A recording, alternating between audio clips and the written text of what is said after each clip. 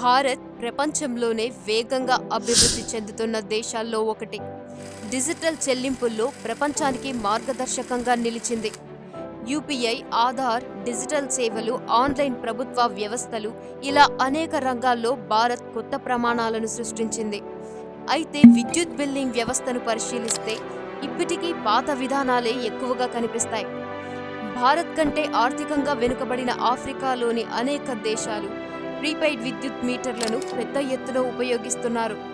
వినియోగదారుడు ఎంత విద్యుత్ అవసరమో అంత మొత్తాన్ని ముందుగానే రీఛార్జ్ చేసుకుని యూనిట్లు పూర్తయిన తర్వాత మళ్ళీ రీఛార్జ్ చేసుకుంటాడు. అలాంటి వ్యవస్థను భారత్లో ప్రతి ఇంటికి అందుబాటులోకి తీసుకురావడంలో ఇంకా ఆలస్యం ఎందుకు జరుగుతుంది? ప్రస్తుతం చాలా రాష్ట్రాల్లో నెల ముగిసిన తర్వాతే బిల్లు వస్తుంది. యూనిట్ల లెక్క, స్లాబులు, స్థిర ఛార్జీలు, ఇతర రుసుములు కలిపి చివరకు వినియోగదారుడికి బిల్లు అందుతుంది. ఒక మధ్యతరగతి కుటుంబాన్ని ఉదాహరణగా తీసుకుంటే ఉద్యోగం, చదువు లేదా ఇతర కారణాలతో 2 లేదా 3 నెలలు ఇంటికి దూరంగా ఉండాల్సి రావచ్చు. అలాంటి పరిస్థితుల్లో విద్యుత్ వినియోగం చాలా తక్కువగా ఉన్నా కొన్ని రాష్ట్రాల్లో స్థిర ఛార్జీలు కొనసాగుతాయి. అవసరమైనవన్నీ యూనిట్లు మాత్రమే ముందుగానే కొనుగోలు చేసి వినియోగించే అవకాశం ఉంటే వినియోగదారుడికి మరింత స్వేచ్ఛ లభించదా? మొబైల్కు ప్రీపెయిడ్ ఉంది, ఫాస్టాగ్కు ప్రీపెయిడ్ ఉంది, మెట్రో కార్డుకు ప్రీపెయిడ్ ఉంది.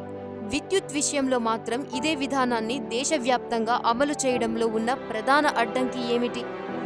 వాస్తవానికి ప్రీపెయిడ్ లేదా స్మార్ట్ మీటర్ విధానం వల్ల ప్రజలకు మాత్రమే కాదు, విద్యుత్ పంపిణీ సంస్థలకు కూడా కొన్ని ప్రయోజనాలు ఉన్నాయి. బకాయిలు తగ్గుతాయి, బిల్లులు వసూళ్ల ఖర్చు తగ్గుతుంది, నగదు ప్రవాహం మెరుగుపడుతుంది, విద్యుత్ చోరీని గుర్తించడం సులభమవుతుంది. అదే సమయంలో వినియోగదారుడికి తన ఖర్చుపై పూర్తి నియంత్రణ లభిస్తుంది. ఎంత విద్యుత్ అవసరమో అంతే కొనుగోలు చేసుకునే అవకాశం ఉంటుంది. నెలాఖరులో భారీ బిల్లు చూసి ఇబ్బంది పడే పరిస్థితి తగ్గుతుంది.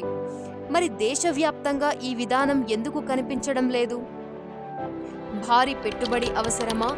కోట్లాది పాత మీటర్లను మార్చడం కష్టమా? రాష్ట్ర విద్యుత్ పంపిణీ సంస్థల ఆర్థిక పరిస్థితి కారణమా? లేక ఈ అంశానికి ఇంకా పరిపాలనా ప్రాధాన్యం దక్కలేదా? ఇక్కడ మరో అంశాన్ని కూడా గుర్తు చేసుకోవాలి.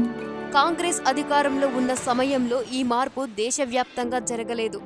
ప్రస్తుతం బీజేపీ అధికారంలో ఉన్నప్పటికీ అన్ని రాష్ట్రాల్లో ఒకే విధానం అమలులోకి లేదు.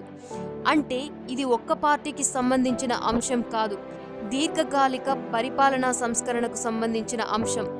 భారత్ డిజిటల్ విప్లవంలో ప్రపంచానికి ఆదర్శంగా నిలిచింది. అదే వేగంతో విద్యుత్ బిల్లింగ్ వ్యవస్థ కూడా పూర్తిగా ఆధునికంగా వినియోగదారునికి అనుకూలంగా మారితే దేశంలోని కోట్లాది కుటుంబాలకు మరింత పారదర్శకమైన, సులభమైన సేవ అందే అవకాశం ఉంది. అభివృద్ధి అంటే కొత్త ప్రాజెక్టు మాత్రమే కాదు, ప్రజల రోజువారీ జీవితాన్ని సులభతరం చేసే పరిపాలనా మార్పులు కూడా.